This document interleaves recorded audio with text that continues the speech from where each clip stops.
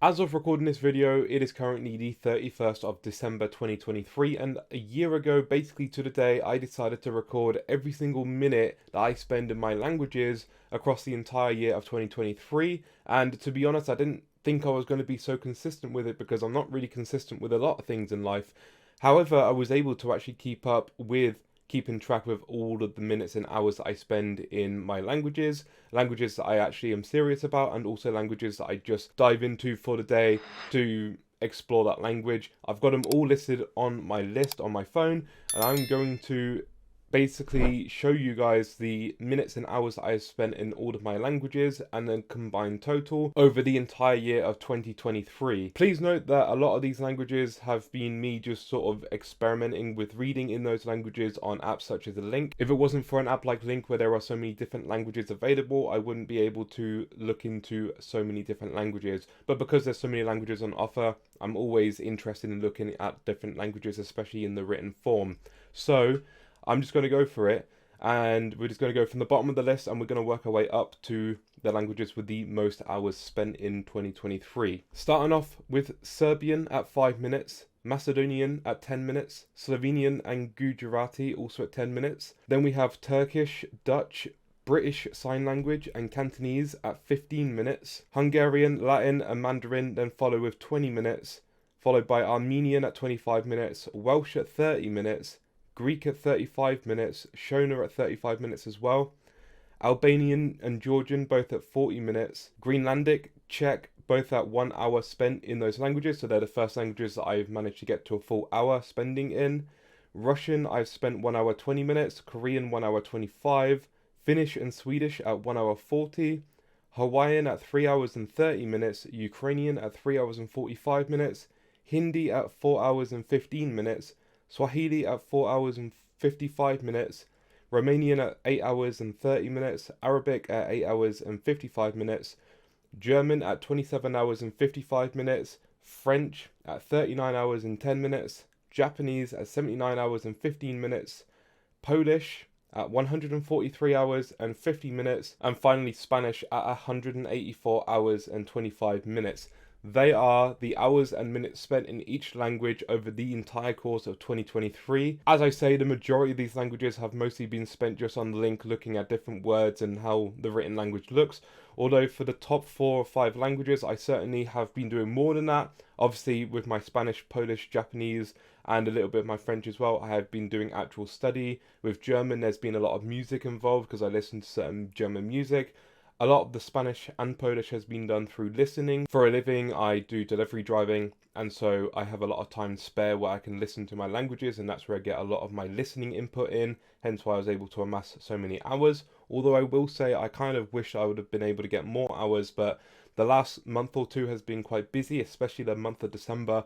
I've been quite busy focusing on YouTube, and so spending time doing videos on YouTube has meant that I've had less time to put into actually studying my languages. I've still amassed what I think is quite a decent amount of hours in my languages. If I was to add up every single language in the hours and minutes, I would have a total of 522 hours and 40 minutes spent in any particular given language in the year of 2023, which I think is a very decent goal.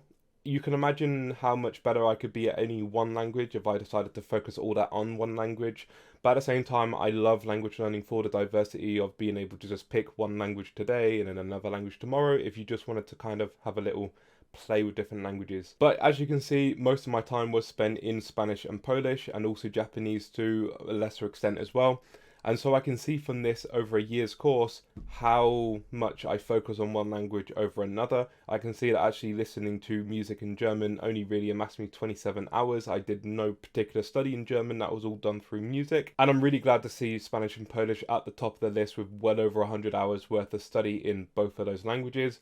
These hours basically just correlate to the amount of minutes and hours spent in a language, regardless of whether it's music, study time, watching a video about the language or in the language.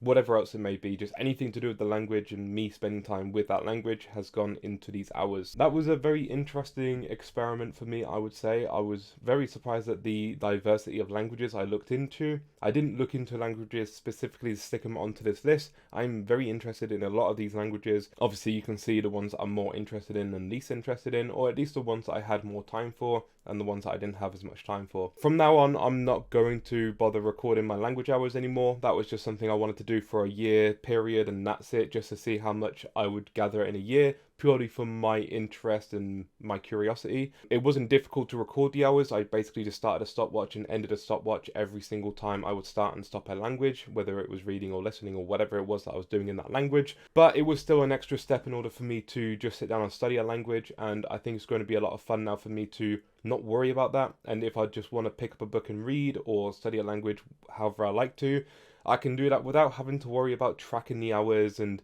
everything else. So it was a lot of fun to do it. It was very eye-opening for me to see which languages I was more interested in and languages that I spend more time in. However, I'm now very happy that it's over in a way, and I'm very happy that it's something that I've actually achieved, which is an entire year worth of recording my hours in my languages. If you have any questions about the entire process or anything, let me know down in the comment section below. I'll make sure to get around to answering those questions whenever I have time to. At the end of January this year, I had obviously a month's worth of hours spent in my Spanish, Polish, Japanese and French, and so I timed those hours by 12 to get an estimated time spent in my languages over a year period.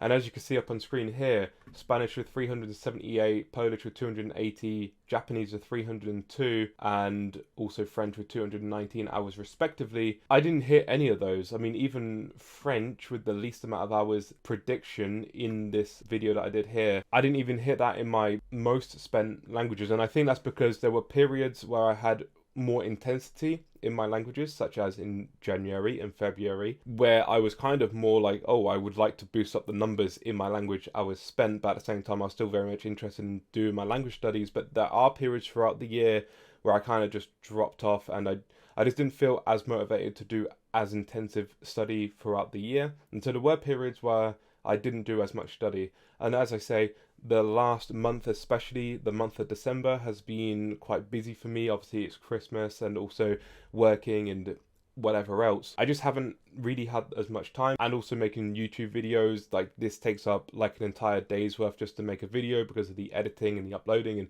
whatever else.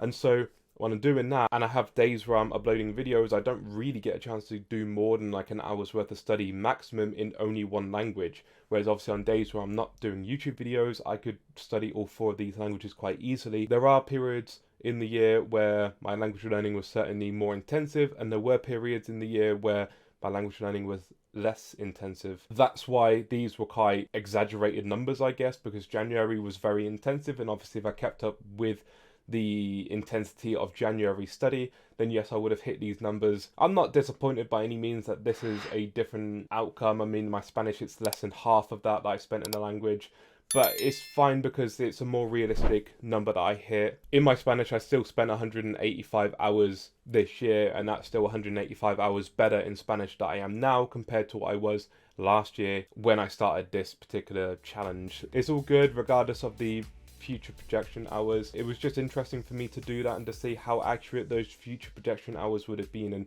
turns out they were quite skewed for certain reasons. So yeah, that is everything I wanted to mention in this video. Thank you guys so much for watching. Please make sure to comment, rate and subscribe, and I'll catch all of you in the next one. Until then, have a good one and peace out.